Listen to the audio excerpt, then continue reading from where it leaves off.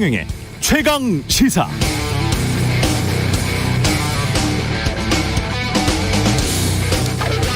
(17명) 사상자 낸 광주 철거 건물 붕괴 사고, 이번에도 똑같은 상황이었던 것 같습니다. 가림막 펜스는 있으나 마나, 시공사에게 월급 받는 감리도 허수아비 꼴, 다단계 하급으로 철거하니까 비용 절감하려고 안전규정은 제대로 지키지 않았을 것이고, 사고 날 것 같아 인부들은 피신했지만 정작 도심 한복판 시민들에게는 아무런 경고도 없었다.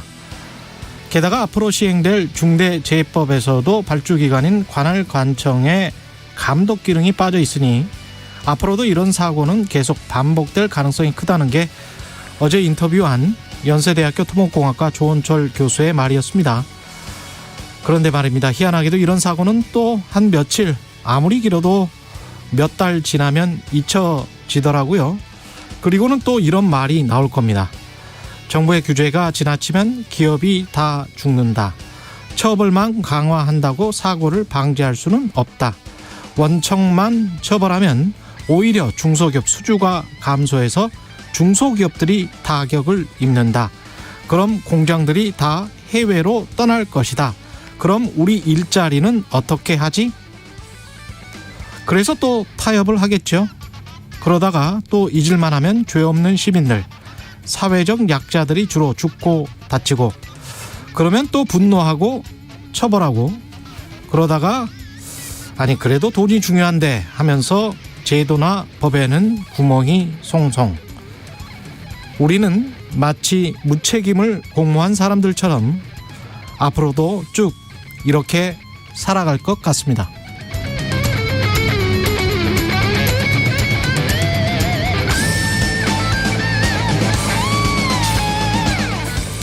네, 안녕하십니까. 5월 28일 세상에 이익이 되는 방송 최경영의 최강시사 출발합니다. 저는 KBS 최경영 기자고요. 최경영의 최강시사 유튜브에 검색하시면 실시간 방송 보실 수 있습니다.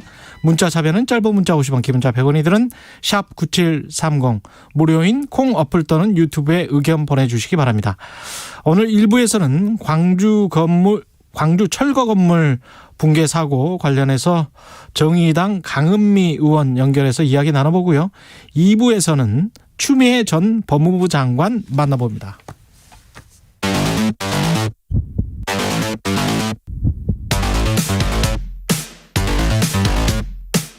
오늘 아침 가장 뜨거운 뉴스 언박싱.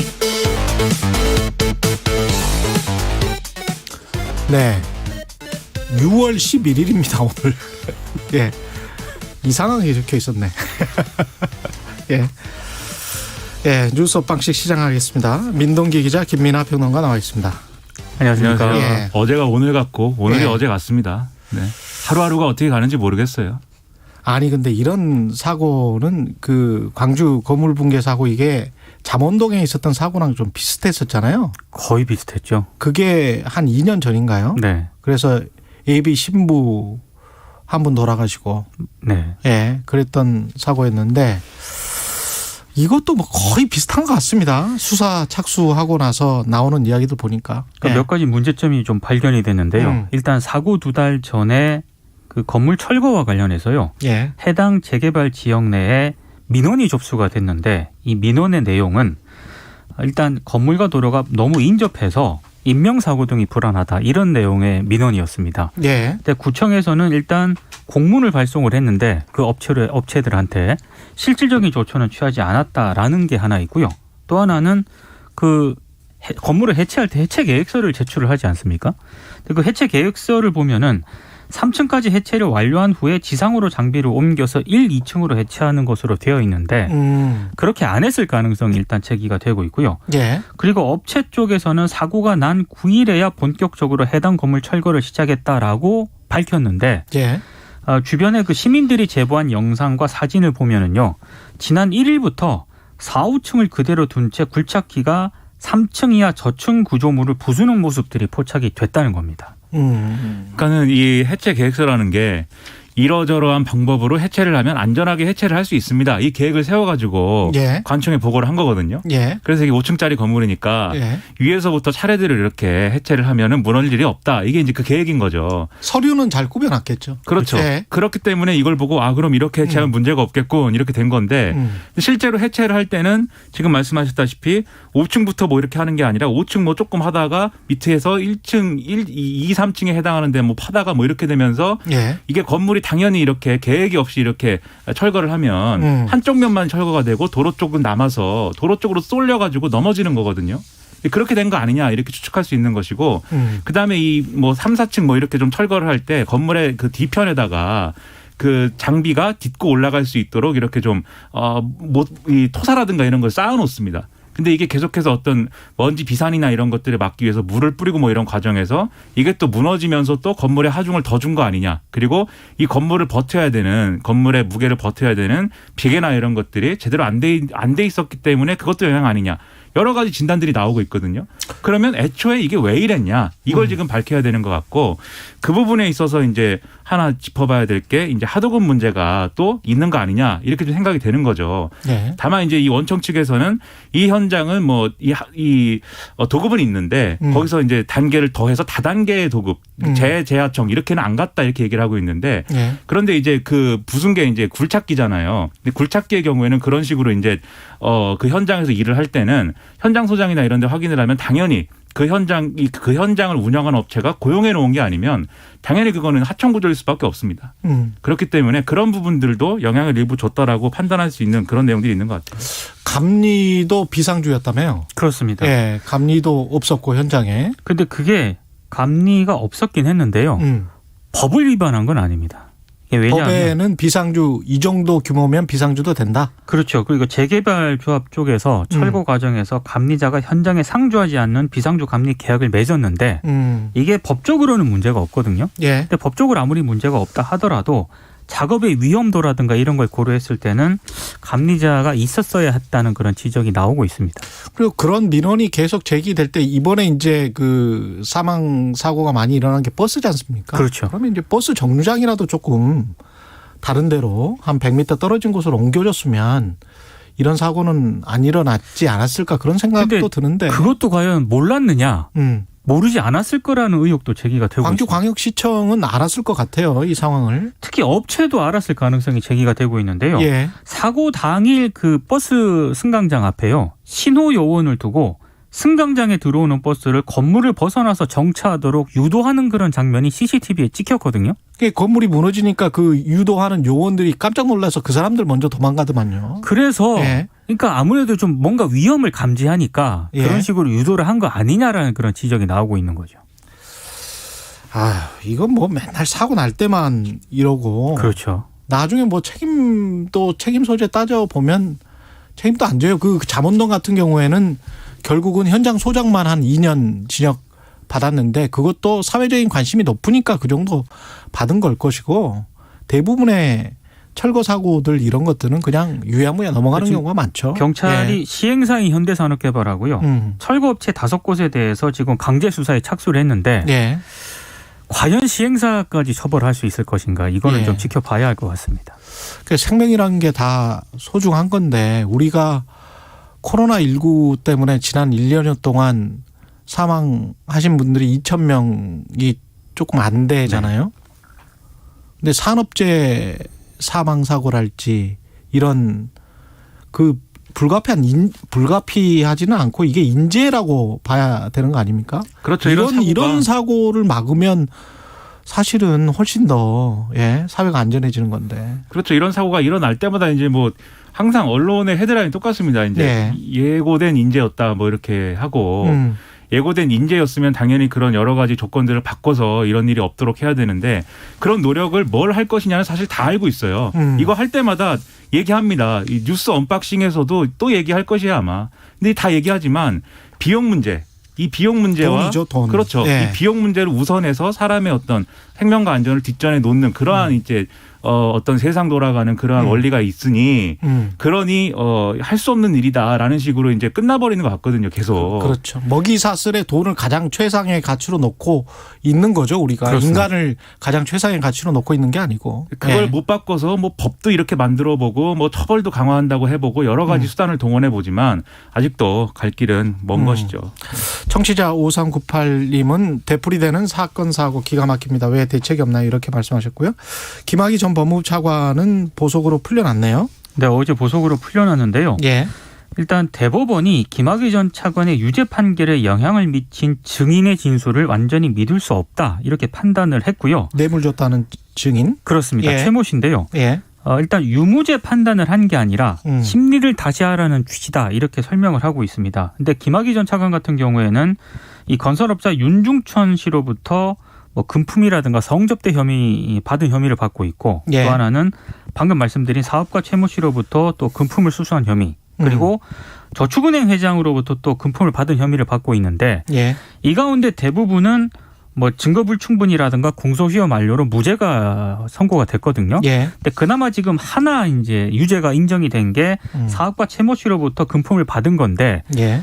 이거에 대해서 대법원이 이 사업가 최모 씨가 진술을 계속 바꿨는데 이 과정에서 좀 의문이 제기된다라고 하면서 다시 심리를 하라고 지금 고법으로 파기환송을 했습니다. 그러니까 이게 지금 말씀하신 대로 주로 시효 문제 때문에 지금 이 김학의 전 차관의 무슨 뭐 성접대 의혹이라든지 다른 뇌물 혐의라든지 이런 것들이 범죄가 구성이 안 되는 거예요. 그래서 이거는 검찰이 사실은 봐준 거라고 해야 되는 거 아니에요? 부실 수사, 봐주기 수사. 2012년에 지금 그렇죠. 성접대 동영상이면 10년 전인데. 그렇죠. 그때부터 이제 문제가 있었던 건데 예. 어쨌든 이것은 다시 수사를 하면서 이제 일어난 일들이잖아요. 예. 그래서 이런 것들이 시효가 많이 지나가지고 이 재판에 들어가서는 결국 뇌물죄 중에서도 뇌물의 일부에 대해서 지금 기소를 하게 되는 그런 상황이 된 건데 이 뇌물도 사실은 뇌물의 상당 액수를 그냥 두면은 이 시효가 지난 게 됩니다. 그래서 이 최모 씨의 진술이 이 가장 최근에 준 뇌물이 대가성이 있는 직무 관련성이 있는 그러한 뇌물이었다라는 진술이 필요했어요. 예. 근데 이거를 받아냈습니다. 결국 받아내서 이제 기소를 했고 재판에 간 건데 그런데 이 재판부가 지금 판단한 것은 이 최모 씨가 이 진술을 한 최모 씨가 검사에게 불려가기만 하면 두 차례 불려가는데 불려가기만 하면 자기가 원래 했던 진술을 뒤집었다. 이 검사한테 조사를 받기 전에 했던 진술하고 이후에 했던 진술이 바뀐다. 그러면 이 최모 씨를 수사하는 과정에 검사가 여러 가지 부적절한 어떤 방법을 동원해서 회유를 하거나 이런 것이 아닌지를 확인해야 된다. 이게 지금 대법원의 논리입니다. 그렇죠. 그래서 이것 때문에 이제 파기환송이 된 것인데 그래서 다음 이제 재판에서 파기환송심에서 핵심은 그러면 지금 검찰의 주장은 증인 사전 면담한 것은 적법한 조치였고 회유나 압박 이런 건 전혀 없었다는 거거든요. 예. 이 사실을 추가로 증명할 수 있느냐. 이게 이제 쟁점이 될 것 같고요. 이게 증명이 되면은 뭐 일부 김학의 전 차관에 대한 이 뇌물 혐의는 유죄가 날 수 있을 것인데 그러나 그것도 사실은 김학의 전 차관의 핵심 어떤 의혹이었던 이 윤중천 씨 관련 성접대 뇌물 이 혐의는 또 단죄되는 게 아니기 때문에 여러모로 어쨌든 검찰이 애초에 자기 머리를 자르지 못한 이런 사건으로 역사에 남게 된다. 뭐 이런 상황입니다. 아니 검찰은 그러면 성접대 동영상의 인물을 찾아냈었어야 되는 거거든요.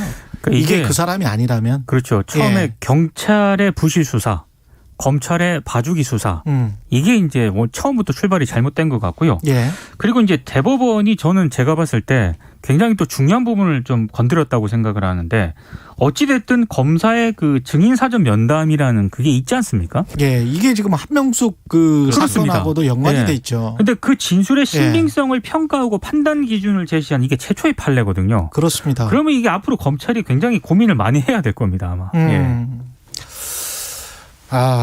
여러모로 의미가 있는 판결인 거는 같습니다. 공수처는 직권남용 혐의로 윤석열 전 검찰총장에 관한 수사를 착수했다는 보도가 있군요.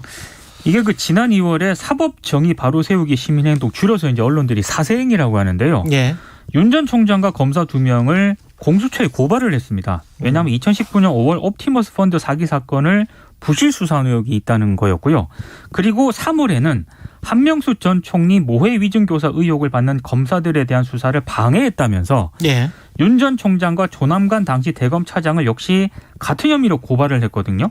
근데 이 공수처가 이제 이거를 정식 수사하겠다고 이제 판단을 한 겁니다. 예.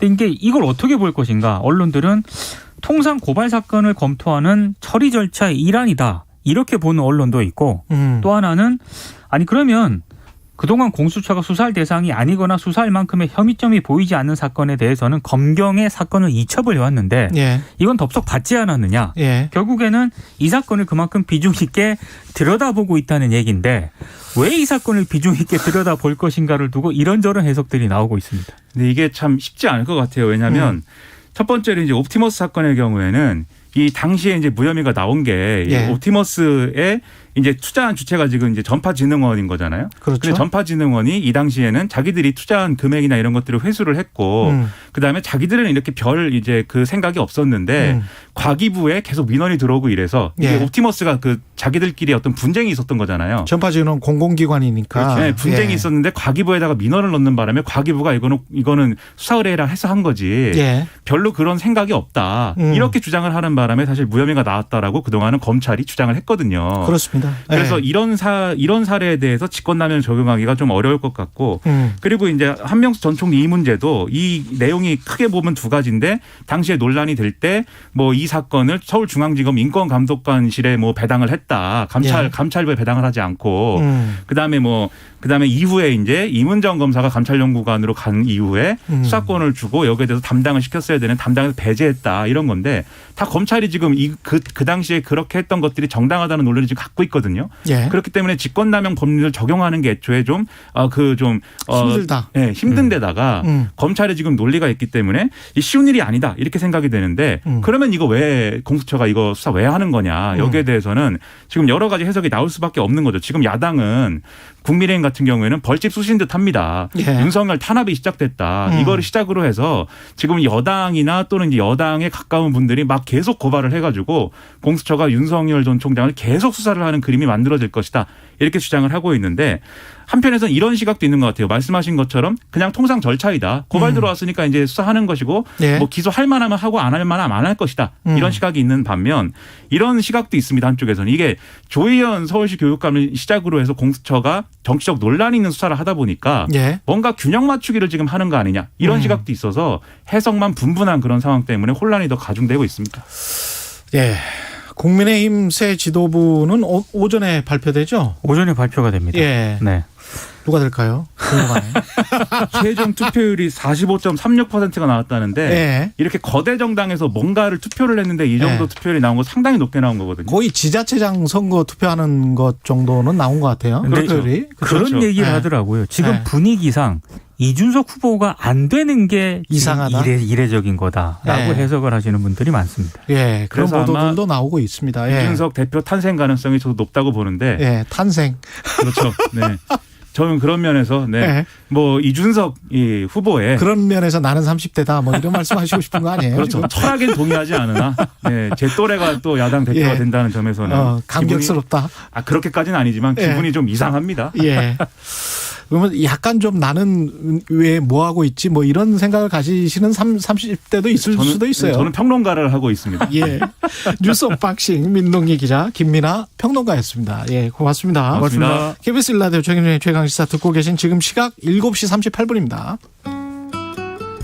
수도권 지역은 비가 잦아들고 있습니다. 반면 지금 제주도 지방과 전라남도 동부, 경상남도 남서 지역은 호우특보가 여전히 발효되고 있는 가운데 오늘도 남해안, 지리산 부근, 제주도 지방에 비가 좀 더 강하게 집중될 것으로 예상됩니다. 이 비는 낮에 서쪽 지역부터 점차 그쳐갈 것으로 보이는데요. 강원도 지방이나 경상도 지역은 밤까지 이어진다는 점도 염두에 두시는 것이 좋겠습니다. 한편 강원도 산간 지역은 강풍특보가 내려져 있습니다. 강원도 산지 그리고 남해안 지역을 중심으로 바람이 무척 강하게 불겠고 그 밖의 지역도 강풍이 예상됩니다. 오늘 낮 최고 기온은 22도에서 29도 사이가 되겠고요. 서울 27도, 세종, 대전, 광주 28도로 어제보다 낮은 곳이 많겠지만 내린 비 때문에 습도가 높아서 꽤 후텁지근하겠습니다. 지금 서울 기온은 20.5도입니다. 다음은 교통 상황입니다. KBS 교통정보센터의 공인혜 씨입니다. 네, 이 시각 교통정보입니다. 어제 종일 내린 비로 도로가 무척 미끄럽습니다. 감속 운행하셔야겠는데요. 수도권 제1순환선 판교에서 구리 일산 쪽으로 판교 분기점 부근에서 새벽 시간에 발생한 화물차끼리 추돌 사고 3시간째 처리 중입니다. 1차로가 차단돼 6km 구간 꽉 막혀 있고요. 반대 차로도 사고 구경 차량들로 송파부터 속도 떨어집니다. 더 가서 송내를 중심으로 양방향 정체 시작됐고요. 일산에서 판교 쪽 파기 분기점 부근 2차로에서도 사고가 나 평촌부터 영향을 받습니다. 남북권에선 남해선 순천 쪽 동김해 부근 3차로에서 화물차 사고 처리하면서 김해 분기점부터 3km 구간 꽉 막혀 있습니다. KBS 교통정보센터였습니다. 오늘 하루 이슈의 중심. 당신의 아침을 책임지는 직격 인터뷰. 여러분은 지금 KBS 1라디오 최경영의 최강시사와 함께하고 계십니다. 네, 지난 수요일 광주광역시에서 발생한 재개발 붕괴 사고에 대한 경찰 수사가 확대되고 있습니다. 문재인 대통령은 철저한 조사와 함께 엄정한 책임 소재 규명을 주문했는데요. 이번 건물 붕괴와 관련해서 제대로 중대재해법도 적용되지 않을 것 같다고 하고 관련되는 소식들 답답한 소식만 계속 들어오고 있습니다. 정의당 강은미 의원 연결돼 있는데요. 안녕하세요. 예, 안녕하세요. 예. 강은미입니다. 어제 사건 현장에 다녀오셨습니까? 네. 어제 새벽 1시 정도에 현장에 잠깐 들렸고 어제도 점심때 또 여영국 대표랑 갔었는데요. 예. 예, 광주 시민들도 충격에 휩싸여서 어제 새벽에도 광주 시민들이 계셔서 깜짝 놀랐는데 어제 또 하루 종일 335 모여서 이 충격적인 것이 어떻게 해결될지 좀 보고 계셨고요. 아, 새벽에도 시민들이 나와 계세요? 네네. 현장에? 네, 현장에 관계자인가 했더니 시민들이 나와 계셨고 어제도 하루 종일 주변에 굉장히 많은 시민들이 335로 모여서 이게 그러니까 시내버스를 타고 가다가 난 사고이기 때문에 이게 정말 당장 내 이웃의 일이고 그렇죠. 그리고 늘 그 버스를 타고 다녔던 주변의 이런 시민들은 정말 너무 충격을 받아 집에 그냥 앉아있기가 아마 힘들었던 모양이에요. 그래서 계속 주변에 나와 계시고 안타까워하시고 이렇게 계셨고요. 아마 이제 저도 하루 종일 너무 가슴이 무거웠고 또 이제 몇 분의 유족들도 만나서 좀 위로도 드리고 했는데 아무 말씀을 하지 못할 정도로 계속 하루 종일 우셨던 것 같아요. 그래서 너무 마음이 아프고 이런 사고가 다시는 일어나지 않아야겠다 이런 생각이 많이 들었습니다. 어떻게 보세요? 예고된 참사라는 보도는 또 나오고 있는데 전반적으로 왜 이런 사고가 일어났다고 보십니까?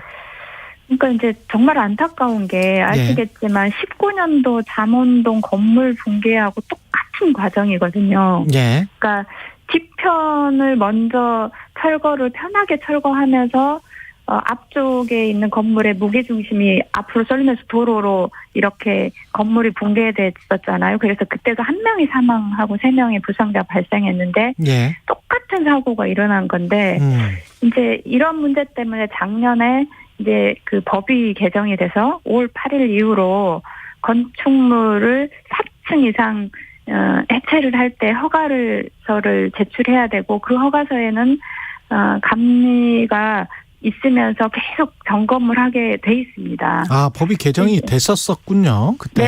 네네. 그런데 이제 그런 것들이 제대로 이루어지지 않는 걸로 나와 있고요. 이번에도 비상주 감리였다는 거 아니에요, 근데? 네, 비상주 감리였을 뿐만 아니라 이제 추가로 이렇게 영상들을 보고 전문가들이 하는 이야기는 이제 주로 그 건축물을 해체할 때 한 층씩 해체해야 위험하지 않거든요. 그런데 이제 그렇게 하면 비용도 많이 들고 시간도 오래 걸리니까. 그렇죠. 아래 1층, 2층에 중요한 기둥이나 이 벽들을 해체하고 위에서 하중으로 붕괴되게 만드는 방식으로 하지 않았나라고 하는 그런 상황들을 좀 그 짐작을 하고 있고요. 이 조원철 교수가 어제 말씀하신 폭삭공법이라는 거네요. 네네네. 그러니까. 그리고 이제 저희 의원실에서도 어저께 개별적으로 오전에 이게 왜 생긴 건지 전문가를 불러다가 좀 그 조언을 들었는데 그 전문가가 하는 이야기도 주로 그런 공법을 사용하고 자기도 다른 쪽에서 감리하고 있었는데 옆에 건물이 그런 방식으로 하는 걸 봤다. 그래서 이런 그 층층이 했다고 하면 도저히 이건 붕괴될 수 없는 상황인데 이렇게 붕괴됐다고 하는 것은 그런 공법이 아니었을까라고 생각한다. 이렇게 말씀하시더라고요. 일반적으로 이렇게 건설 현장에서는 그 철거하는 경우가 많나 보네요. 네, 아마 그런 것 같습니다. 그런데 이제 문제는 그런 것을 막기 위해서 작년에 법이 만들어졌고, 그리고 이제 감리자가 할 수 있는 역할 중에는 이게 위험하다라고 하면 공사 중지 명령을 내릴 수가 있어요. 감리자는 공사 중지 명령을 내릴 수가 있죠. 네네. 네. 그리고 공사 중지 명령을 내리면은 공사를 재개할 수가 없고, 그 위험 요소를 다 이제 그 해지하고 이제 괜찮다 이렇게 해도 된다라고 했을 때 다시 공사를 할 수 있는 이런 과정들이 있는데 어쨌든 이 공사 계획대로 진행하지 않고 있었는데 그것을 제대로 감리자가 공사 진행 점검을 하지 못한 것 같고 또 어쨌든 그 계획을 뭐 제출한 쪽에서도 그 계획대로 하기 위해 했어야 하는데 하지 않은 것들. 문제였던 것 같습니다. 근데 감리도 시공사 건축주 이쪽으로부터 돈을 받는 구조는 계속 지금 마찬가지입니까? 네네, 그렇죠. 그러면 감리 입장에서는 이 공사 중지 명령 같은 거는 함부로 내리기가 힘들잖아요. 왜냐하면 계속 비용이 드니까. 네, 그래서 이제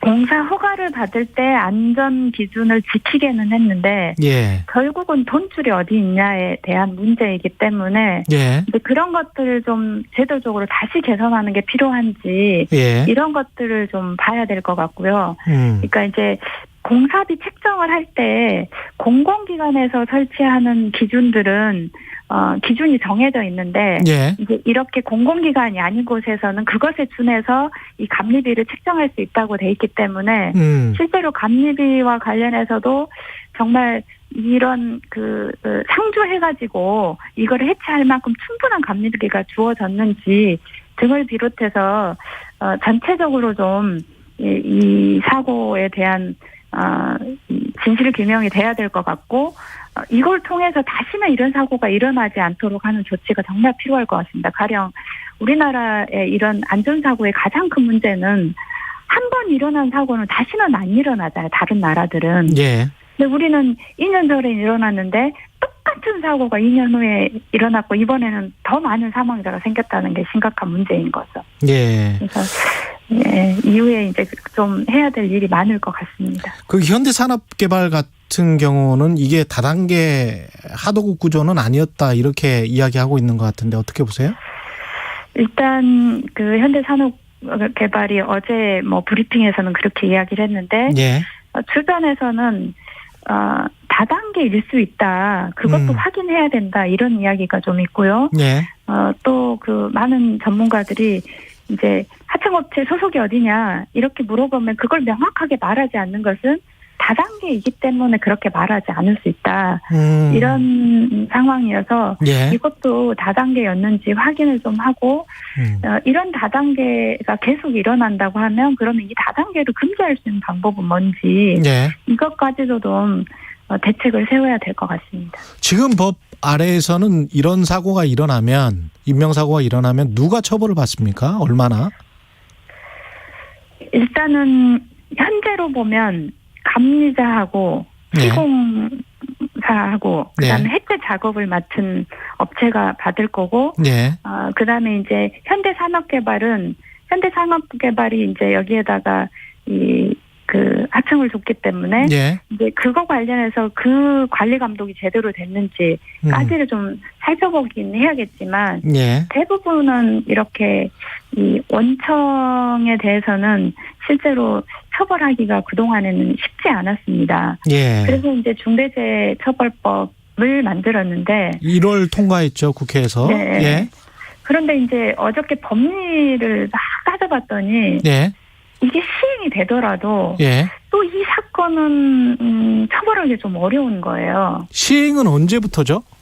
내년 1월부터인데요. 어차피 그러면 적용도 안 되네요, 이 사건은. 네, 어차피 적용도 안 되는데 설사 적용이 되더라도 이게 이제 종사자, 이용자 뭐 이렇게 돼 있는데 예. 여기는 이 건축물을 잘못 관리해서 그냥 지나가는 행위 다친 거잖아요. 예.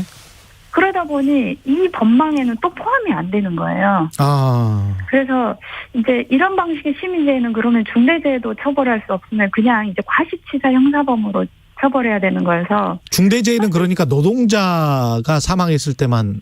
아니, 노동자하고 일반 시민도 포함이 되는데. 예. 거기 시민 안에. 예. 사업장, 공중이용시설, 공중교통수단의 종사자, 이용자. 그 밖에 사람의 생명, 신체 안전 또는 보건 유세 증상의 위해 방지 뭐 이거를 하게 돼 있는데 예. 여기에 동산이나 뭐 제조물 막 이렇게 돼 있어서 예. 이분들은 이런 상황에 해당이 안 되는 사각지대가 발생하는 겁니다. 그렇군요. 같은 경우는. 그래서 예. 제가 처음에 발의했던 법안은 이번 건도 중대 시민재해가 될 수 있는데 이제 제정된 법안은 이게 빠져 있어서 예. 이것도 좀 보완이 필요할 것 같습니다. 만약에 중대재해법에 적용을 받았다면 네. 현대산업개발의 대표이사랄지 누가 처벌을 받게 되나요? 중대재해법 상황에서 이런 일이 발생을 했다면? 일단 이제 그 원청이니까 현대산업개발의 경영 책임자면 뭐 회장 또는 사장, 그다음에 완전관리 이사 뭐 이렇게가 될 텐데 예. 이제 구체적으로 이 사람이 그런 그 안전 의무를 다하지 않았는지 이런 거를 이제 법적으로 좀 법률적으로서 따져봐야 될 것 같긴 한데 예. 이제 이 건물 말고 이 건물 전에 몇 주 전에 또 비슷한 5층 건물을 이 사구역에서 또 이제 철거를 했어요. 해체 작업을. 예. 그런데 그것도 이거하고 똑같은 공법으로 한 것 같아요. 그래서 시민이 이 민원 청구를 넣었어요. 이거 예. 되게 위험하다. 붕괴될 것 같다. 이렇게 했는데 그때 동구에서는 답변을 한 것이 안전조치하라고 공문을 보냈다. 이렇게 한 거예요. 예. 그리고 이제 그러니까 그때만 제대로 처리를 했어도 이 사고는 안 났을 텐데 하는 또 이제 문제가 있더라고요. 그래서 예. 그런 상황이었다고 하면 현대산업개발이 이것을 인지하고 있었을 텐데 이것을 제대로 관리 감독을 하지 않은 걸로 볼 수 있고 그러면 현대산업개발의 그 최고 경영 책임자 또 처벌을 받을 수 있지 않을까 싶습니다. 이번 사건 같은 경우에 광주시청은 어떤 책임을 지나요? 이게 이제 이 광역자치단체장 그다음에 기초자치단체장 이렇게 돼 있는데 요거는 일단은 기초자치단체에 이 허가를 한 걸로 보입니다. 예. 그래서 일단은 동구청의 책임일 것 같고요. 예. 이제 광주 전반적으로 보면 광주에 지금 재건축이 엄청 재건축 재개발이 많이 되고 있습니다. 예. 그래서 일부에서는 너무 많은 재건축 재개발이 되면서 실질적으로 공무원들이 그 업무 서류 받은 것을 제대로 검토할 시간조차 없을 정도로 너무 업무가 이렇게 과하게 지금 광주의 재건축 재개발이 되는 거 아니냐. 서류 검토할 시간도 없다. 네, 이런 문제까지 제기되고 있어서 전반적으로 좀 이런 시스템을 좀 살펴봐야 될 것 같습니다. 예. 청취자 K770님 중대재해처벌법 재정비해야 합니다. 건물 무너지는 영상 본 뒤 화병 난 듯이 가슴이 답답하고 뉴스 들으면 눈물 납니다. 이런 말씀 하시는데요. 이 사안과 관련된 거는 아니고 다른 거 하나 질문을 드릴게요. 네, 네. 시간이 한 1분 남았는데 더불어민주당과 정부가 코로나19 손실보상 관련해서 이제 소급 적용을 명시하지 않는 대신에 업종별로 한 차례 더 재난지원금을 지급하자 이렇게 이야기하잖아요. 어떻게 네네. 보시나요? 정의당 입장은? 아니 이제 이것은 예. 국민 전체의 생명과 안전을 지키기 위해서 예. 법적으로 국가가 영업 제한을 하고 영업 통제를 한 것인데 그것은 헌법에도 보상을 해주게 돼 있습니다. 그런데 그냥 이 소급 적용하지 않고 지원 방식으로 한다고 하는 것은 그것은 법리에도 맞지 않는 것이고요. 예. 그것을 소상공인들이 받아들일 수 있을지 누가 그러면 이후에 국가에서 국민 전체 생명과 안전을 위해서 이런 그 제재나 규제를 과할 때 따를 수 있겠냐라고 보면 그러면 잘 따랐던 소상공인들에게 당연히 소급 적용을 해야 된다. 예. 이렇게 봅니다. 그래서 마지막까지 소급 적용과 관련해서는 정의당이 예. 할 수 있도록 좀 민주당이나 국민의힘에 요구를 하고 제대로 법 제정이 되도록 노력을 하고 있습니다. 알겠습니다. 정의당 강은미 의원이었습니다. 고맙습니다. 네, 감사합니다. KBS 라디오 최경영의 최강시사 1부는 여기까지입니다.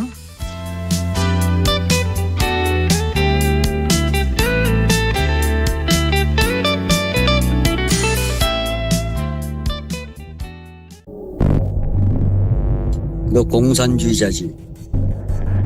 그럼 너 사회주의자구나. 2021 KBS 연중기획 기억을 기록하다. 그 남영동 대공분실은 뭐 집당 구타가 떨어지고 그냥 그 치조하는 그 책상을 사이에 두고 말을 하면 하는 대로 안 하면 안 한다고 때리고 그것도 직성이 안 풀리면 이제 뒤에다가 그 욕조에다 물을 가득 채워놓고 천으로 된 걸 손을 뒤로 해가지고 묶은 뒤에 욕조 앞에 꿇어 앉혀놓고 어쨌든 최소한 3사람 내지 4사람이 달게 들어가지고 그냥 몸을 거꾸로 집어넣는 거죠, 물에. 욕조에 물고문을 당하기 전까지는 거기에서 내가 물고문을 당하리라고 하는 그런 생각은 별로 안 들었어요. 나중에 이제 당하고 나니까 그런 용도로 설치한 거구나. 박종철 열사를 생각하면은 60민주항쟁도 바로 박종철 열사의 고문 치사 사건이 발화선이 됐고 80년대 민주화를 위해 투신한 노동운동가이자 어느 돌멩이의 외침의 작가인 유동우 씨는 기억합니다. 1981년 그는 남영동 대공분실에 끌려가 혹독한 고문을 당하며 공산주의자라는 자백을 강요받았습니다. 수많은 학생과 일반 시민들이 가혹행위를 당한 대공분실은 박종철 고문치사 사건으로 그 실체가 드러났고 87년 6월 민주항쟁의 도화선이 됐습니다. 대한민국 민주화의 디딤돌이 된 대공분실, 그곳에 남아있는 숭고한 희생을 기억하겠습니다. 당신과 대한민국의 기억, KBS가 기록합니다.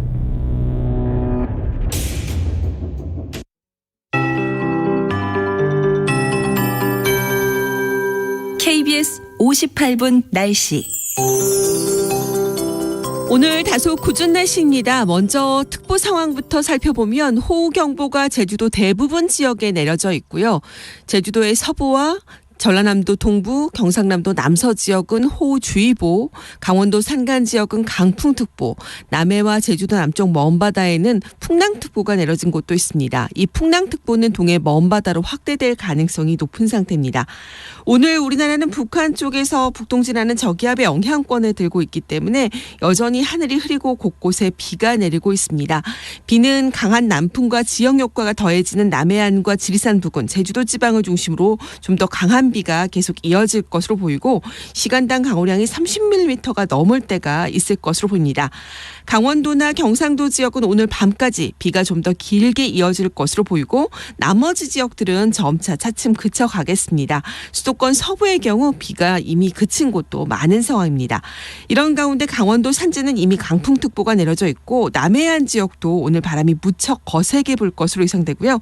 그 밖의 지역도 강풍이 예상됩니다. 오늘 낮 최고 기온은 22도에서 29도 사이가 되겠습니다. 서울과 춘천, 제주 27도, 청주와 강릉은 29도 안팎으로 대부분 좀 후텁지근한 날씨가 이어지겠습니다. 지금 서울 기온은 20.5도입니다. 윤지수입니다.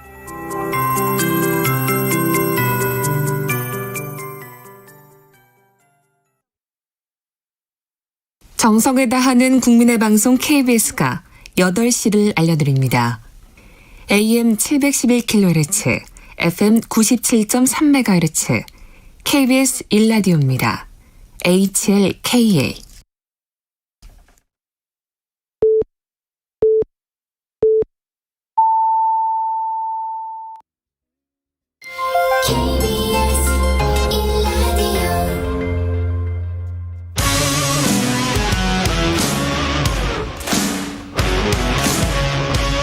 오늘 하루 이슈의 중심 최경영의 최강 시사.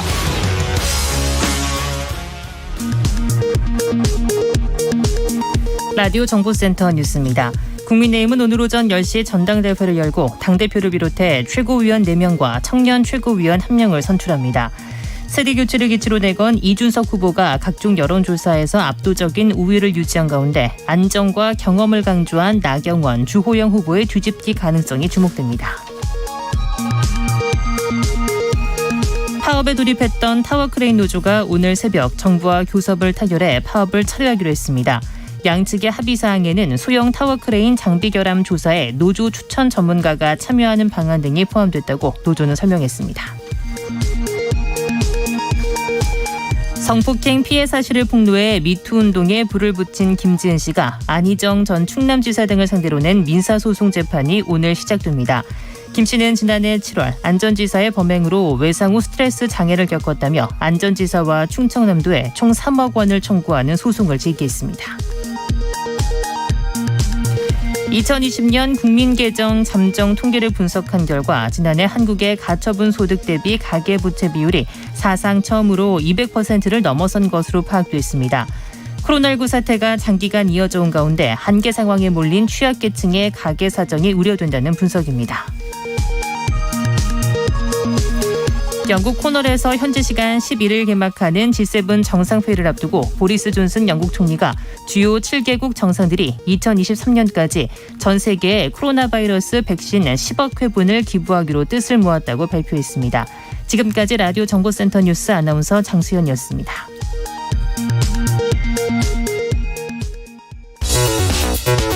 여러분은 지금 KBS 1라디오 최경영의 최강 시사와 함께하고 계십니다. 네, 검찰 윤석열 전 총장 내년 대선 여러 중요한 이슈들 불거질 때마다 이분 의견 궁금해지는데요. 추미애 전 법무부 장관 연결돼 있습니다. 안녕하십니까? 네, 안녕하세요. 예, 장관님 일단 네. 김학의 전 법무부 차관이 이게 풀려났습니다. 보석으로. 네. 이거 어떻게 보세요? 그건 이제 검찰이 이미 그 법원에서도 3심까지 갔지만, 예. 그 건설업자, 이른바 이제 스폰서 검사이죠. 예. 수차례 상당한 그 뇌물을 받았고요. 또 10여 차례 이상의 성접대를 받은 것이 이제 이 사건의 본질인데, 예. 그것은 검찰이 기소 독점주의 아래에서 무혐의 처분을 여러 차례 했어요. 예. 그래서 나중에 이제 과거사위에서 그 조사를 한 것을 기소를 했지만, 공소시효가 지나버렸어요. 예. 네. 그래서 그것을 확정한 것이 주된 것이고요. 예. 두 번째 이제 수천만 원의 그 건설업자의 스폰서 외에 이제 다른 피해자한테 예. 뇌물 받은 것에 대해서는 이것을 이제 법정 진술 전에 예. 이제 따로 이제 그 수사하는 그 관행에 대해서 제동을 건 거거든요. 그러니까 예. 이른바 공판 중심주의에 충실하지 않은 과거형 방식의 그 수사에 대해서 제동을 건 것이기 때문에 예.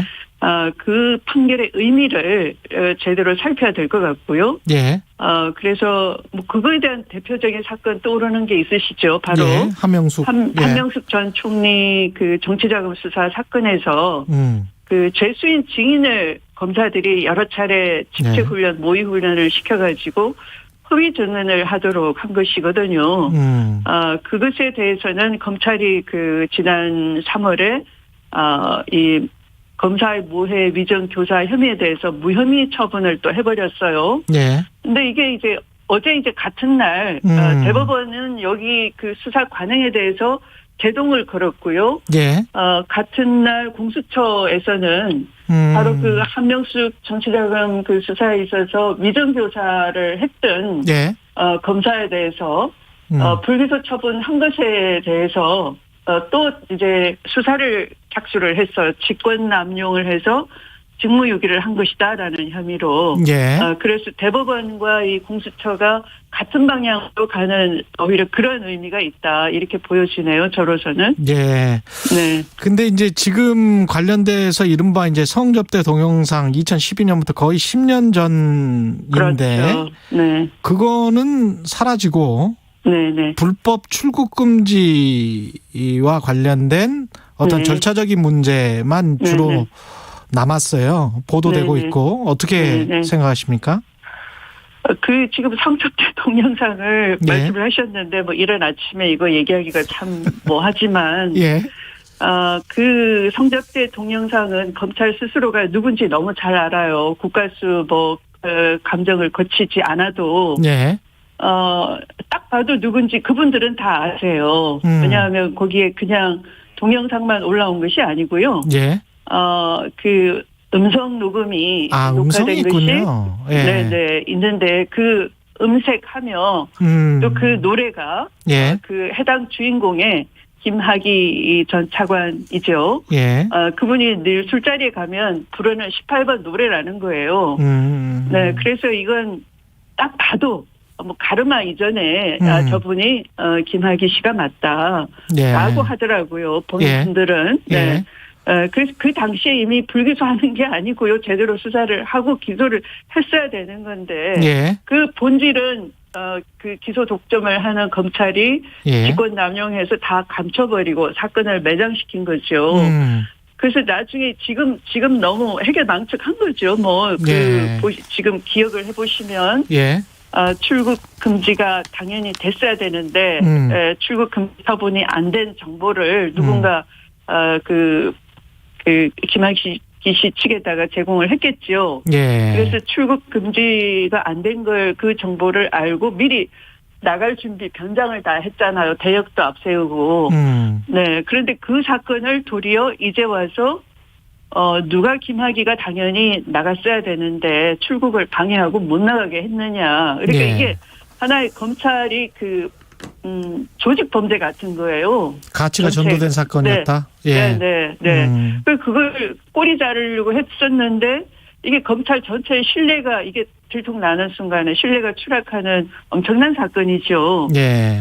그러니까 그것이 창피하니까 이제 김학의를 빨리 출국시켜서 그냥 사건을 완벽하게 암장을 시켜버리려고 했는데 그게 이제 들통난 건데 거기에 대해서 화를 내는 것에 불과한 거죠. 정말 이게 그 사법농단 법원의 그 사법농단을 기소했던 네. 검사들이 스스로 자신들이 그 검찰권에 대해서 검찰권 농단에 대해서는 사건을 암장을 시켜버리려고 하는 엄청난 사건이에요. 사실은. 예. 네. 그 어제 KBS 9시 뉴스에 이 보도 나온 거 보면 말입니다. 혹시 보셨는지 모르겠습니다만 청와대에서 인사검증하는 민정수석실이 이용구 전 법무부 차관의 택시기사 폭행 사건을 파악을 했다. 이미 인지하고 있었다.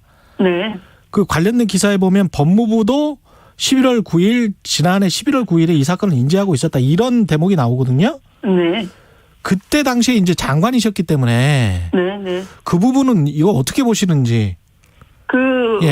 인지를 하고 있었다라는 예. 것이 뭐 엄청난 범죄가 있는데 이걸 알고 있었다 이런 전제를 깔고 말씀하시는 것 같은데요. 예. 그런 건 아니고요. 이분 자체가 제가 잘 아는 분이에요. 왜냐하면 제가 이 법무부 내 개혁적인 분이 몇 분 되지 않거든요. 검사님들이 검사 출신 법무부 그 간부들이 한 4-5명 되셨고요.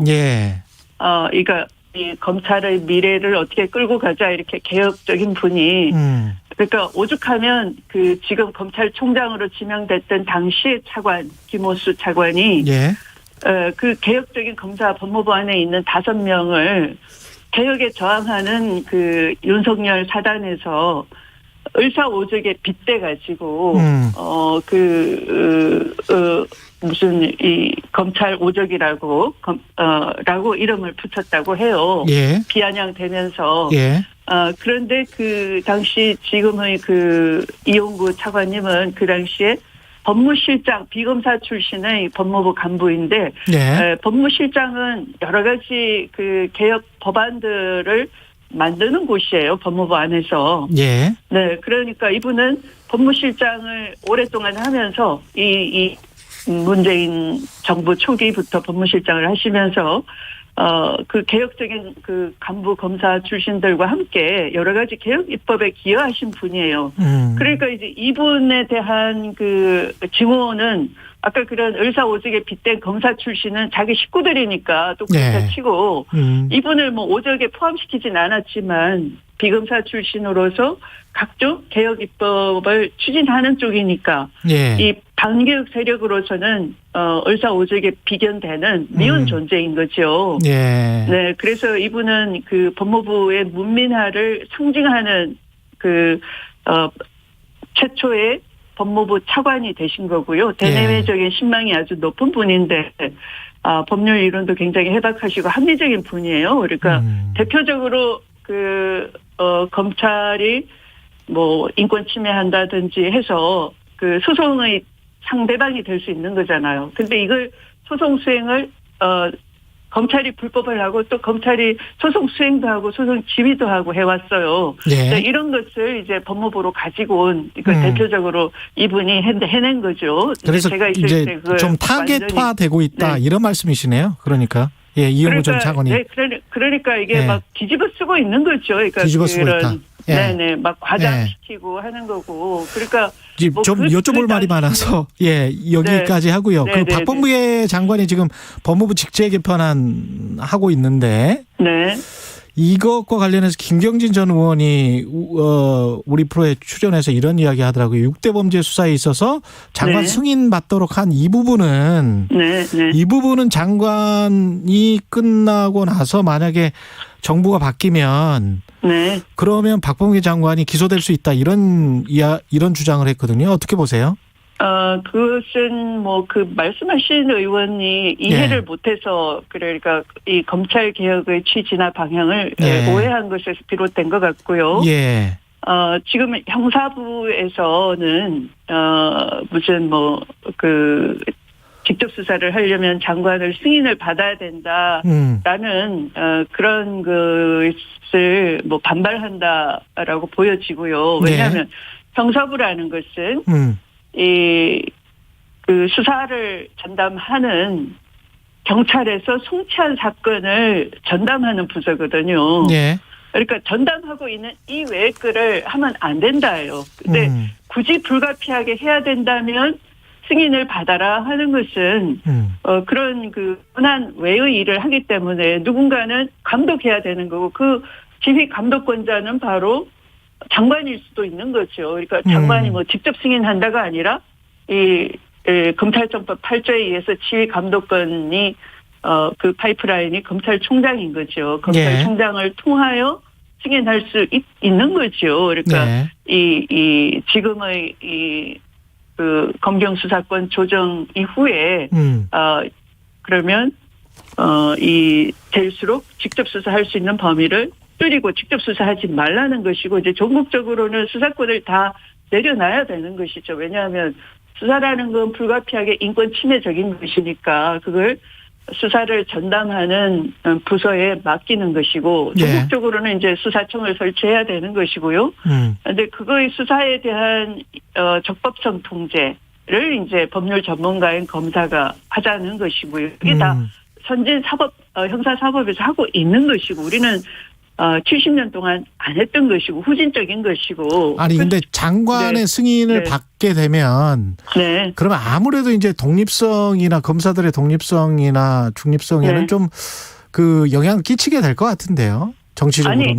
아니 수사를 전국적으로 내려놔야 되는데 하지 말아야 될 수사를 하는 거니까 그거를 형사부는 경찰이 수사한 걸 넘겨받아서 수사에 대한 적법성을 통제하는 게 형사부거든요. 그런데 바로 직접 수사를 또 하겠다 그러면 고단 없는 일을 하게 된 거니까 그것은 이 지휘 감독권자인 장관이 검찰총장을 통해서 보겠다라는 거죠. 알겠습니다. 네네. 윤석열 전 총장 관련해서 뭐 계속 여러 가지 소식이 들려오고 있습니다. 네네. 공수처도 뭐 수사에 착수했다. 직권남용 혐의. 근데 이제 국민의힘 당대표 후보인 나경원 전 의원은 문재인 정권이 윤석열 죽이기에 돌입했다. 이렇게 신독재 플랜이 다시 시작된 것이다. 이렇게 비판을 했는데요. 어떻게 보십니까? 예. 그것은 공수처라는 것이 그러니까 검사들도 이제 그런 독점적인 영장 청구권, 수사 기소권 모든 걸 가지고 있었는데 그러다 보니까 그 선택적 정의를 구사하고 제 식구는 감싸주고 한다는 거잖아요. 근데 그것에 대해서 이제 공수처를 만든 거죠. 하나의 개혁, 그러니까 민주적으로. 검사도 너무 무소불위니까 거기에 대한 검사를 수사하는 기관이 필요하다. 이게 공수처라고 쉽게 설명드릴 수 있는 거죠. 그런데 그런 옵티머스 사건이 초창기에 만약에 불기소되지 않았더라면 그러니까 기관이 수사 의뢰를 했어요. 정파진흥원이라는 데서 600억 이상의 피해를 당했는데 그거는 회수를 했어요. 공공기관은. 그런데 일반 피해가 있을 수 있으니 수사 이거 좀 이상한 겁니다. 그래서 좀 수사를 해보십시오라고 했는데 그걸 윤석열 그 전 총장이 중앙지검장으로 있을 때 불기소를 해버렸거든요. 네, 그래서 그것에 대해서 직권남용이 있지 않느냐 하는 것이 고발이 되어 온 거고 공수처 설립 취지대로 가는 거예요. 아까 말씀드린 그 한명숙 정치자금 수사에 있어서 검사들이 죄수인 증인을 여러 차례 직책훈련시켜서 위정하도록 했다는 것도 고검장 회의까지 열어가지고 임원정 검사가 열심히 수사하고 기소장 초안까지 만들어놨지만 그거 다 묵살하고 그걸 불기소 처분을 해버렸거든요. 그런데 그것도 공소시효도 끝나버렸어요. 네, 그래서 이런 직권남용을 해서 직무유기를 한 것에 대해서 고발된 것을 공수처가 해주세요 하는 건 공수처 설립 취지에 맞는 것이지 그게 무슨 뭐 신독재거나 한다는 건 법을 공부를 안 하셔가지고 하는 말씀 아닌가 싶네요. 대선 관련해서는 잠시 있다가 질문하도록 하고요. 제가 한 3분 정도밖에 안 남아서 아까 그 이용구 전 차관 관련해서 그 추미애 장관님 정책보좌관과 여러 차례 통화를 했다고 하고 폭행 이후에 그러니까 사건을 인지를 하고 이것을 청와대나 법무부가 어떻게 생각을 한 건지 이 사건에 관해서 그냥 뭐 상관이 없을 것 같다. 그 법무부 차관으로 임명하는 것에 관해 이렇게 판단을 한 건지 아니면 어떻게 생각을 하신 겁니까? 그때 당시에는? 법무부 차관 임명은 이분이 아까 말씀드린 아까 말씀드리다가 이제 시간상 얘기가 중단 짧게 그런데 그런 법무실장으로서 여러 가지 기여를 하고 또 검찰 그러니까 고검장 중에 가장 말석을 법무부 차관으로 해온 관행을 깨버린 거예요. 그러니까 뭐 그 법무부를 그러니까 한마디로 말씀드리면 좀 졸로 본다고 할까? 우습게 여긴다고 할까? 예. 그런 게 그 검찰 조직 내에 있었던 거죠. 그래서 고검장 중에 가장 말석을 이제 법무부 차관으로 해온 관행을 깨고 예. 이분이 그동안 법무실장으로서 보인 여러 가지 개혁 입법에 대한 기여, 네. 또 그런 개혁 입법은 계속 추진이 돼야 되는 것이고, 예. 그래서 법무부를 문민화하는데 상징하는 예. 그런 그 초대 차관이 될 것이다 해서 예. 굉장히 적극 추진을 했던 분이고요. 그때 그 상황 사건은 알고는 있었죠. 자체는 네. 그런 사건 자체는 저는 자세히 알 수는 없는 거고요. 예. 네, 그리고 그냥 그 당시에 제 기억으로는 누군가는 얼핏 지나가면서 얘기를 한 것 같은데 그게 그럴 만한 분도 아니었고요. 상당히 시사적인 분이었고 어디 가서 누구를 때리거나 할 분도 아니었고 그냥 좀 그게 그 당시는 무혐의 됐다라고 그렇게 지나가듯이 얘기를 한 거여서 개념치 않은 그런 상황이죠. 그게 무슨 저한테 정식 보고가 됐다거나 엄청 큰 사건이 있는데 이게 매장이 됐다거나 이런 게 아니고요. 네. 만약에 그런 게 있다면 제가 그걸 친소를 떠나서 그걸 묵과할 성격도 아니고요. 오히려 저 스스로 엄정하게 더 보라 했겠죠. 예. 네. 시간이 조금 조금 늘렸습니다. 한 1, 2분 더 말씀을 왜냐하면 대선 관련해서 지금 윤석열 전 총장과 비교되기 때문에 그 대권 도전은 하실 겁니까? 그걸 이른 아침에 단답으로 말씀드리긴 그렇고요. 지금 여러 가지 고민을 하고 있어요. 고민을 조만간. 하고 있다. 네, 조만간 저도 어떤 결심이 서면 따로 말씀드릴 수 있지 않을까 싶습니다. 마지막으로 윤 전 총장 행보에 관해서는 어떻게 생각하세요? 정치 군인을 40년 전에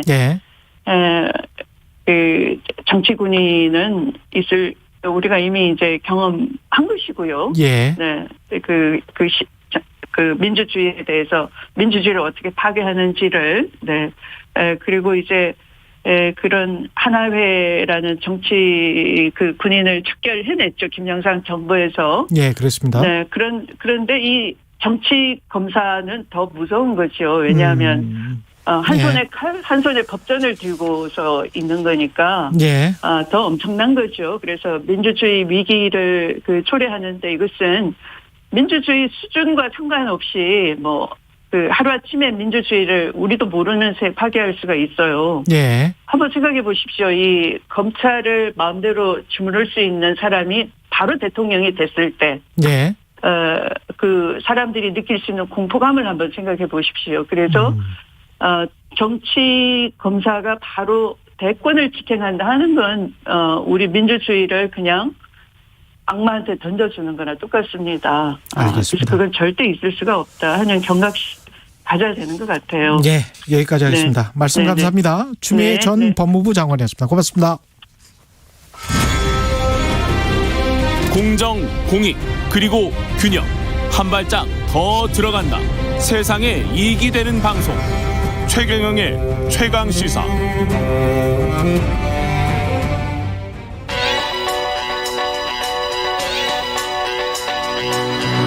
최강시사 송현서의 눈.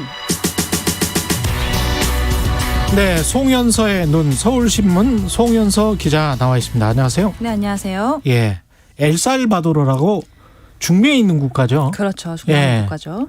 중미에 있는 국가인데 여기서 비트코인 암호화폐를 본인들 그냥 화폐로 한 거예요? 네, 맞습니다. 법정 통화로 채택을 했고요. 세계 최초잖아요. 야, 네. 용감하다. 용감하죠. 이게 왜 그런 겁니까? 일단 엘살바도르 같은 경우는 달러를 법정화폐로 원래 써왔습니다. 근데 코로나19 터지면서 미국이 현금을 엄청 풀었잖아요. 근데 그렇게 많이 푼 현금이 엘살바도르까지 가진 않았어요.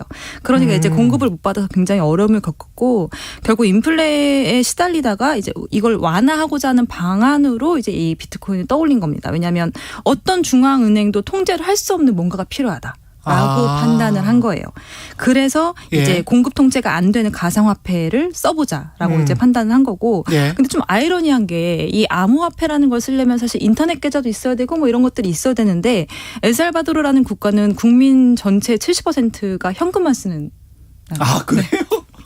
그럼 뭐 하자는 거지? 그래서 결과적으로 이제 이런 것들을 통해서 엘살바도르 국민들이 어쩔 수 없이 이런 것들 인터넷 계좌라든지 이런 저축이라든지 이런 걸 좀 접근할 수 있도록 금융 포용을 좀 강조해 보자. 정부가 이렇게 유도를 하는 거군요. 유도를 하고자 하는 그런 의도도 있는 겁니다. 그런데다가 또 한 가지 배경을 보면은 이 나이브 부켈레 대통령이 81년생이에요. 그래서 대통령이 81년생이에요? 네네. 그래서 2019년에 당선이 됐는데 당시 30대 나이로 당선이 된 굉장히 젊은 대통령입니다. 그래서 이미지 자체가 이변도 되게 많고 뭐 경제 활성화라든지 치안 안정을 내세워서 대통령이 된 인물인데 기업가 출신이거든요. 그러다 보니까 굉장히 실험적이고 파격적인 걸 좋아하는 게 정치 스타일이에요. 근데 이제 이번 결정도 국민들과 좀 토론하고 논의하고 이런 과정보다는 좀 정치적 이벤트에 가깝게 이런 것들을 내세웠다라는 그런 분석도 있기는 합니다. 그래서 어쨌든 이런 부분에 대한 비난들이 조금 걱정이나 우려들이 있고요. 앞으로 90일 후부터 정식 화폐로 유통될 것으로 보입니다. 90일 후부터? 네네. 야, 근데 인플레이션을 잡는다고 비트코인 화폐를 도입한다. 이게 이해가 잘 안 되는데. 거의 지금 그게 있다 보니까 아마 그런 생각을 한 게 아닌가 싶고요. 다른 어떤 이익도 있습니까? 뭐 확실한 장점은 일단 볼 수는 있어요. 그러니까 엘살바도르 전체 경제에서 대외 송금이라는 게 차지하는 비중이 굉장히 높은 나라거든요. 그 사실 미국에서 일하는 엘살바도르 국민들이 송금을 해주는. 맞아요. 우리 옛날에 독일 탄광이나 간호사분들이 송금해줬던 그 시절인 거예요. 지금. 근데 그 규모가 약 200만 명. 정도 200만 명. 그리고 전체 GDP의 뭐 한 20% 정도. 엘살바도르 인구가 한 650만 명 정도 되는 맞습니다. 것 같은데 그러면 200만 명이 가서 미국에서 일하고 거기에서 이제 달러를 송금을 해주면서 그러면서 이제 나라 경제가 버티고 있었군요. 그렇죠. 근데 이렇게 힘들게 돈을 벌어서 보내는데 규제도 너무 많고 수수료도 너무 높았던 거예요. 그래서 수수료도. 주로 해외 송금 업체를 쓰는데 이게 수수료가 너무 높다 보니까 미국에서 일하는 노동자들이 아예 현금으로 돈을 가지고 있다가 달러를 가지고 있다가 이제 집에 갈 때 그냥 들고 가는 사람들이 상당수였다고 해요. 우리로 치면 명절 때 이렇게 들고 가는 거죠. 그렇죠. 그냥 현금다발을 들고 가는 거죠. 그래서 이제 암호화폐를 법정화폐로 도입을 하면 일단 수수료가 10분의 1도 안 되기 때문에 이득이 있고요. 국가 입장에서는 이 비트코인 준비금이 늘어나게 되면 달러 준비금이 늘어난다는 얘기가 될 수가 있겠죠. 여기에 비트코인 가격이 뛰어준다면 더 뭐 이득이 생기는 거고요. 그래서 이렇게 되면 정부 재정 능력이 좋아질 거라는 기대가 있는 거죠. 미국 입장에서는 약간 좀 불쾌할 수도 있겠습니다. 기축통화국인데 맞습니다. 우리로 결제 안 하고 비트코인으로 결제를 하는 최초의 나라가 나왔다는 게 약간 좀 불쾌할 수도 있을 것 같고 이 암호화폐 시장은 좀 환호할 것도 같고 각 나라마다 좀 다를 것 같아요.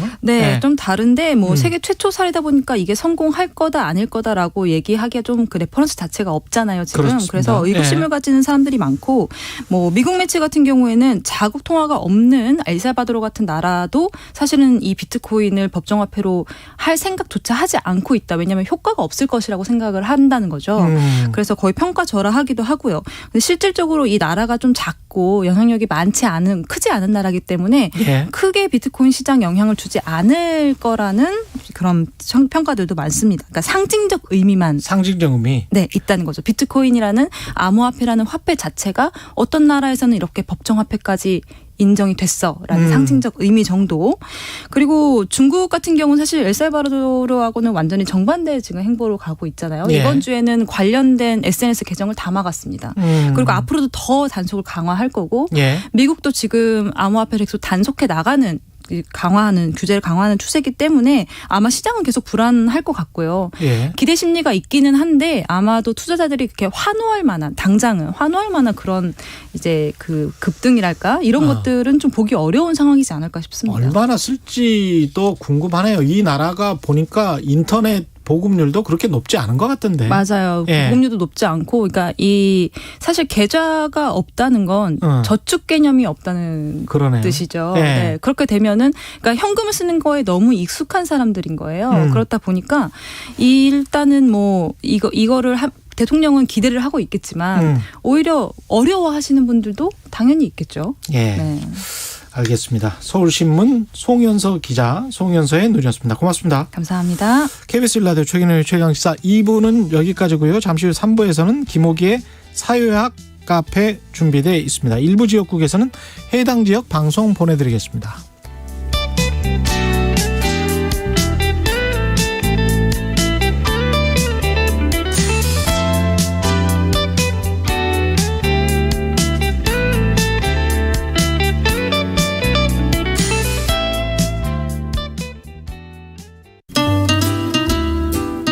주위에서 이제 친구들이 홍사원의 경제쇼를 한번 들어봐라. 그래서 이제 용기가 생겨가지고 계좌도 개설하고 조금 이렇게 재미로도 하는데 많은 도움이 되고 있습니다. 그 출연진들을 어디서 이렇게 섭외를 하셨는지. 이런 경제방송 중에서는 제일 믿을 수 있는 방송이 아닌가. 경제방송은 뭐니 해도 홍사원 기자님이 최고신 것 같아요.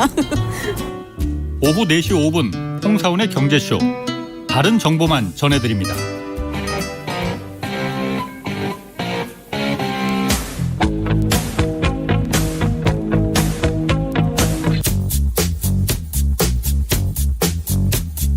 몸이 먼저 반응하는 음악이 있습니다. 몸이 먼저 반응하는 시사도 있습니다.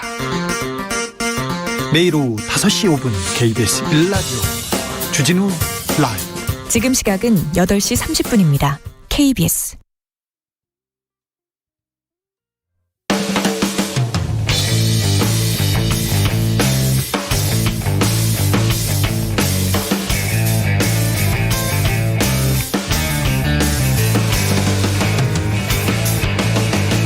최경영의 최강 시사.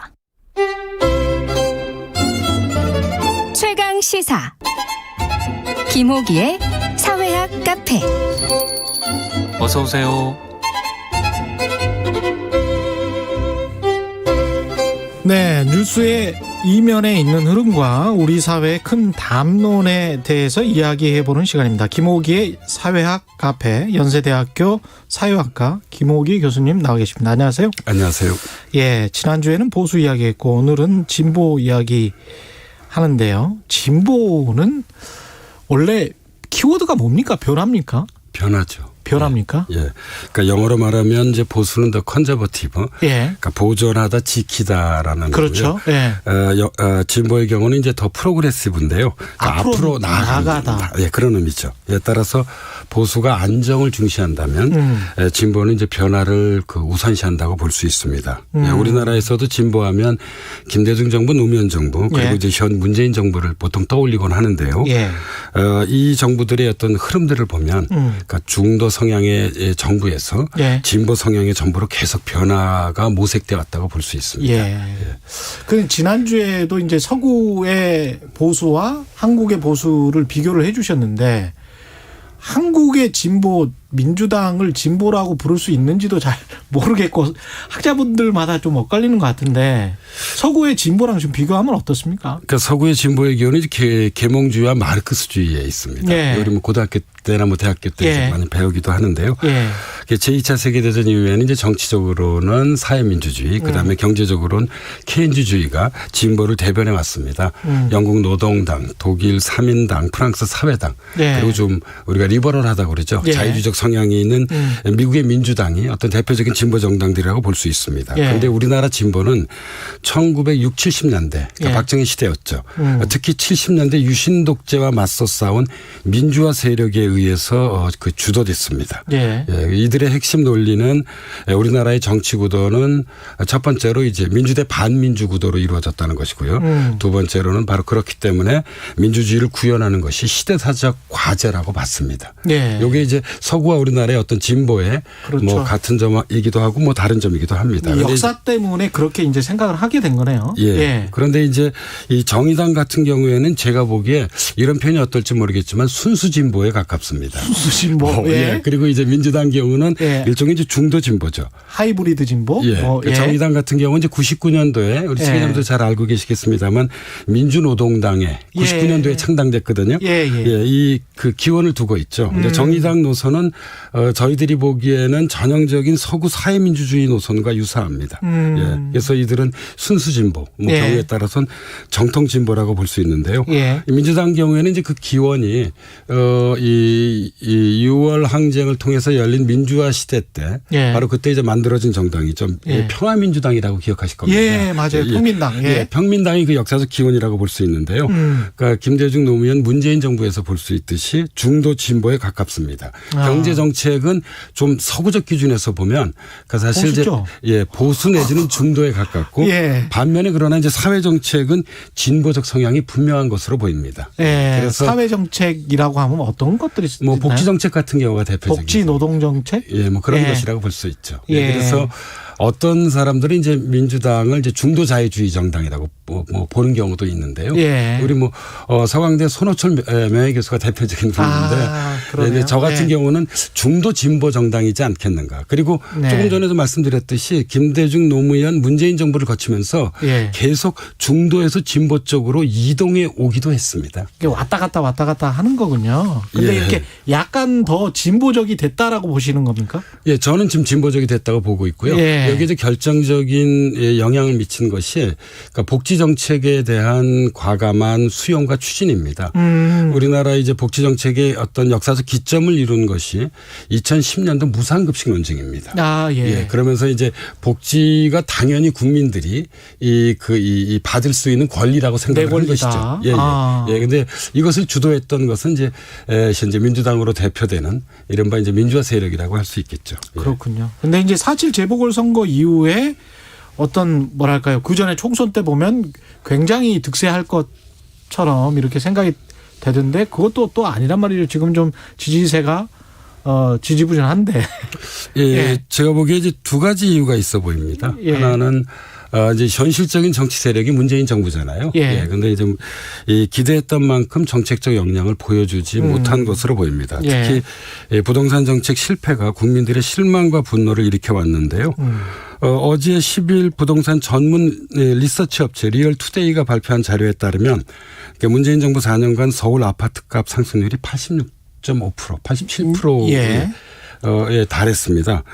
그리고 전국적으로 이제 62.2%를 기록했는데 이 적지 않은 국민들로부터 혹시 무능하지 않은가 하는 의구심을 불러일으켰던 거 하나고요. 또 다른 하나는 문재인 정부가 내건 국가 비전은 정의로운 공정한 대한민국이었는데 그런데 이제 조국 장관 사태 등 그동안 내로남불 논란이 이제 불거지면서 스스로 내세운 비전을 스스로 좀 부정한 듯한 것으로 보이는 것도 이제 또 다른 이유 중에 하나입니다. 다시 말씀드리자면 지지율 하락세. 공정하지 않은가 하는 의구심이 현재 불러일으켜진 상태라고 할 수 있겠습니다. 예.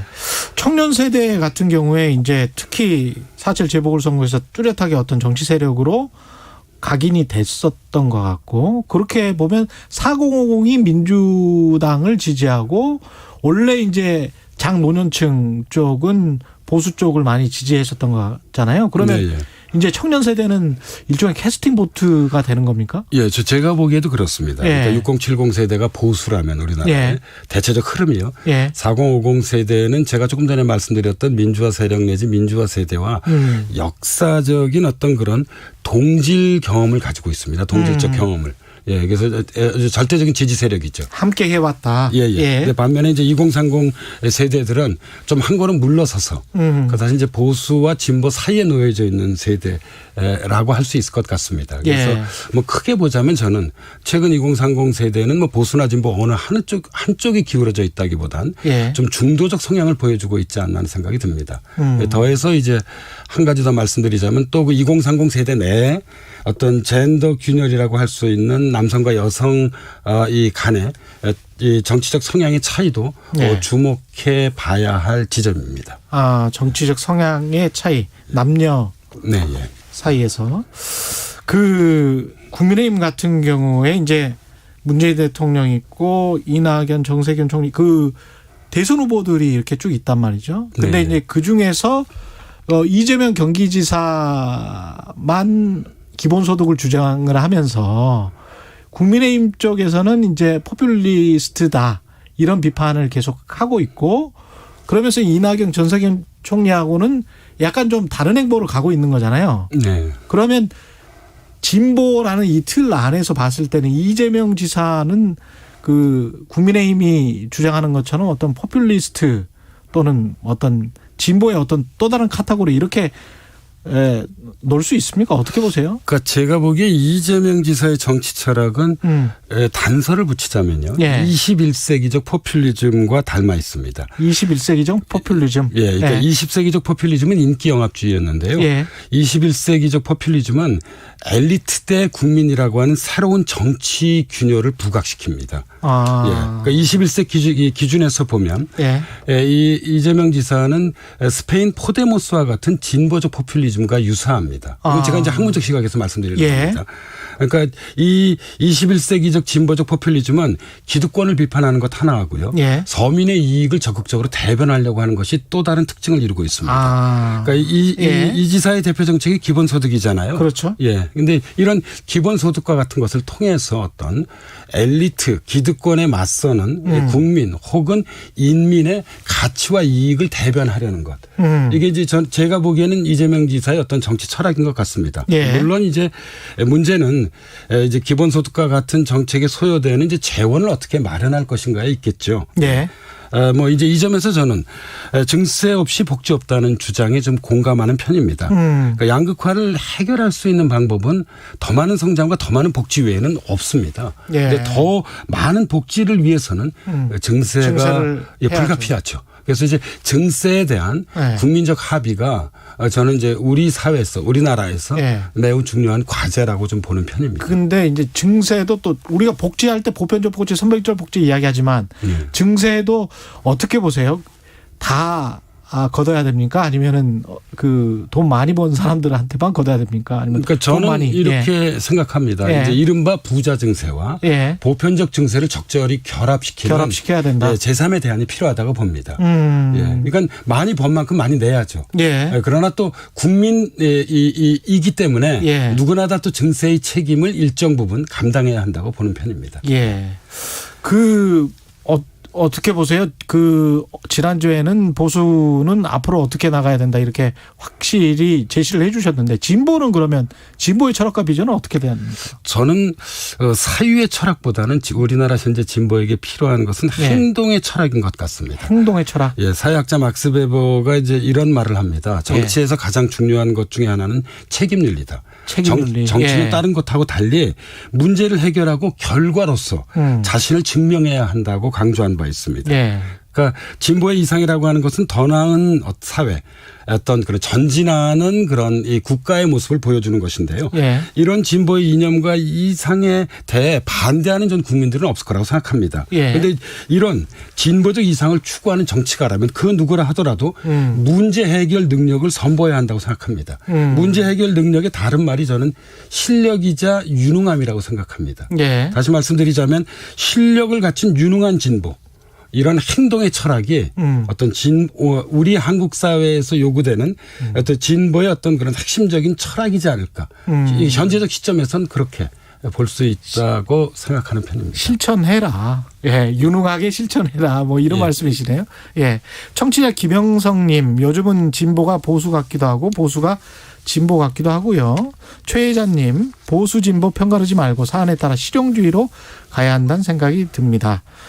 그 말씀을 여쭤보고 싶어요. 그러니까 내년 3월 대선 남았는데 보수 대 진보가 이렇게 팽팽히 맞서는데 이분 생각처럼 이제 실용주의로 가야 된다. 또 어떤 분들은 뭐 공정이 담론이다. 뭐 이렇게 이야기를 하잖아요. 근데 어떤 하나의 가치로 우리가 평가하기는 좀 힘들 것 같고 내년 대선의 어떤 담론은 뭐가 돼야 된다고 보십니까? 진보와 보수를 다 아우르는? 저는 뭐 조금 전에 말씀하셨던 분들 의견을 좀 존중해서 이야기 드려보자면 세 가지라고 봅니다. 첫 번째는 공정이고요. 그리고 이제 두 번째로는 좀 문제 해결의 그런 실용성 이런 것들이 매우 중요한 것 같고요.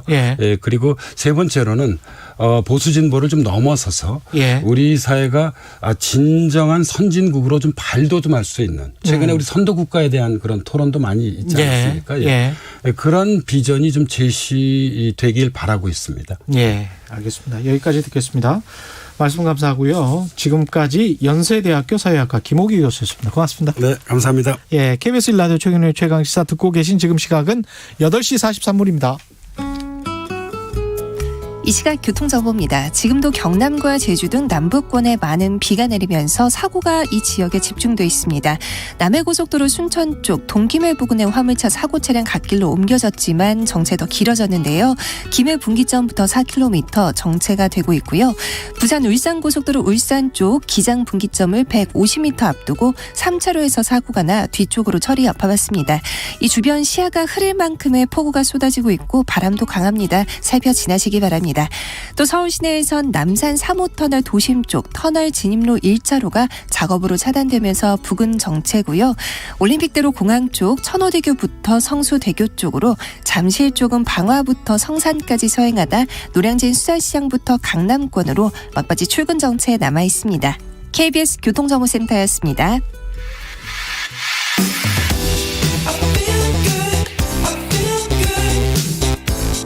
세상에 이익이 되는 방송 최경영의 최강시사. 네, 두 손이 없지만 다리의 힘으로 히말라야에 도전한다. 비록 열 손가락이 없는 장애에도 불구하고 세계 최초로 7대6 최고봉과 히말라야 13좌를 완등한 불굴의 산악인 김홍빈 대장이 히말라야 마지막 남은 일봉, 마지막 남은 한봉, 완봉까지 14좌 완등 도전에 나선다고 합니다. 코로나19로 많은 분들이 어려움을 겪고 있는 지금 이런 도전은 큰 용기와 희망일 텐데요. 김홍빈 대장 전화로 연결돼 있습니다. 안녕하세요. 네, 안녕하십니까. 네, 대장님. 그 세계 8,000m급 자이언트 봉은 다 섭렵하신 거잖아요. 지금 13좌 봉이면. 예, 그렇죠. 네, 뭐 이제 마지막 한 봉우리만 남아 있습니다. 마지막 한 봉우리 남은 게 뭔가요? 이름이? 브로드피크입니다. 브로드피크. 예. 네네. 파키스탄에 가 있고요. 파키스탄에. 네네. K2 바로 옆에 있는 산입니다. 아, K2 그 유명한 K2 바로 옆에 있군요. 예. 네네, 그렇습니다. 이거는 어떤 봉우리입니까? 브로드피크는 뭐 14자 중에서 12번째로 높은 봉우리고요. 아, 예. K2 근방에가 실은 그 8,000m 봉우리가 4개 봉우리가 있습니다. 예. 네, 그 중에서도 가장 그 K2의 바로 옆에 있고요. 예. 뭐 여러모로 좀 기후 변화가 심하고 많이 알려져 있지 않는 산이기도 하죠. 예. 언제부터 근데 등산을 시작을 하셨어요? 대장님은? 저는 이제 83년도 대학 산악부에 들어가면서요. 아, 대학 산악부에서? 예. 뭐 처음에는 뭐 그냥 뭐 야영을 해보고 싶고, 예. 뭐 갑을 짚고, 예. 그런 것을 한번 느껴보기 위해서 갔었는데, 예. 암벽 등반을 하고 빙벽 등반을 하고 하면서 그 정말 그 우리 동료들과의 그 진한 땀, 그런 그 동료애를 느끼고 서로가 서로의 그 생명을 지켜주고 안전을, 예. 뭐 그런 가운데 그냥 자연스럽게 더 깊이 산속으로 빠져들어가지 않았는가 그렇게 생각합니다. 아니 근데 그 열 손가락이 지금 없으십니까? 네, 손가락이 하나도 없고 팔목 관절도 없습니다, 실은. 아, 팔목 관절도 없으세요? 예, 예. 이게 언제 그러면 사고를 당하신 거예요? 91년도 알래스카 맥키니 등반을 혼자 갔었어요. 아. 네네. 저는 그 등반을 가기 전에 실은 이제 8,000m 14자의 꿈을 예. 우리나라에서 아마 처음으로 꾸지 않았나. 네. 그렇게 14자를 하려면 또 뭔가 다른 등반 방법을 좀 바꿔야 되겠다는 생각이 들었어요. 예. 그래서 이제 경량 등반을 해보고 싶었었죠. 예. 적은 장비 사용하고 또 우리나라 음식이 가장 제가 다녀보면은 전 세계적으로 가장 복잡하고 물론 맛은 있습니다. 예. 그런데 준비 과정이 너무 어려운 것 같아요. 그렇죠, 그렇죠. 그래서 저는 이제 쌀식을 빼고 그냥 간단한 그 당시에 이제 단팥죽이 나왔어요. 예. 그래서 단팥죽, 라면, 뭐 빵 종류로 이제 주식을 해보야지 앞으로 제가 8,000m 등반을 하는데 정말 식량의 무게 그런 여러 가지 준비 과정이 도움이 되지 않을까. 예. 그래서 실은 이제 경량 등반을 준비해가지고 갔었는데. 예. 아무리 맛있는 음식도 쌀식 외에는 날마다 주면 못 먹겠더라고요. 아.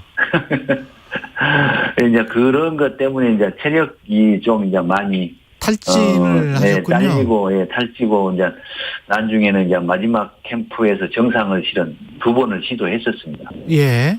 이제 힘이 붙이니까 예.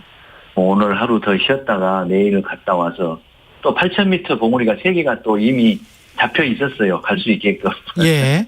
그러니까 잘 나갈 뻔했었죠.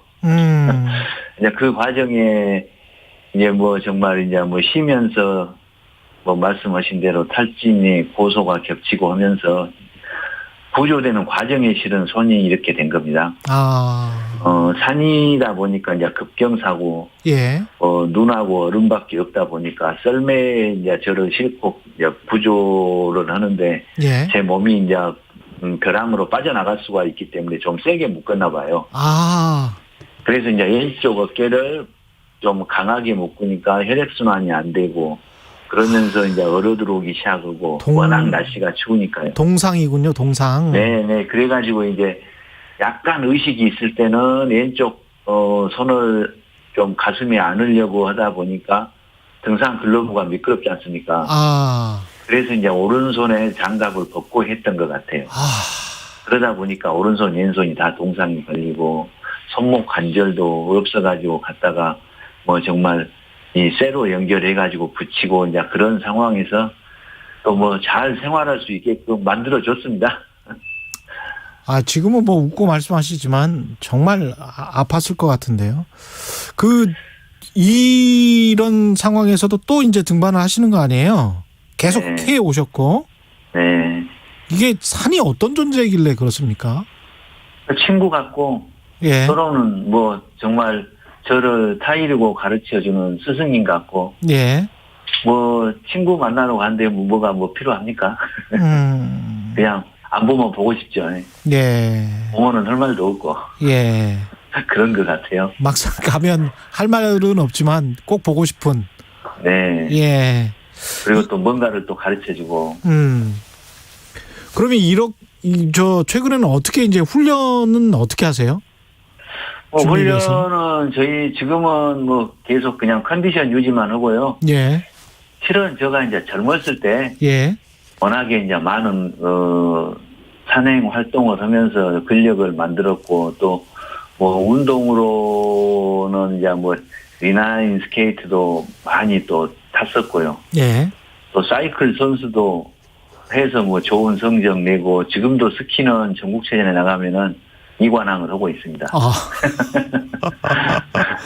그러시군요. 예, 이번 뭐 최근에는 이제 이렇게 배드민턴도 또 입문해서 예. 열심히 또 배드민턴도 또 하고 있고요.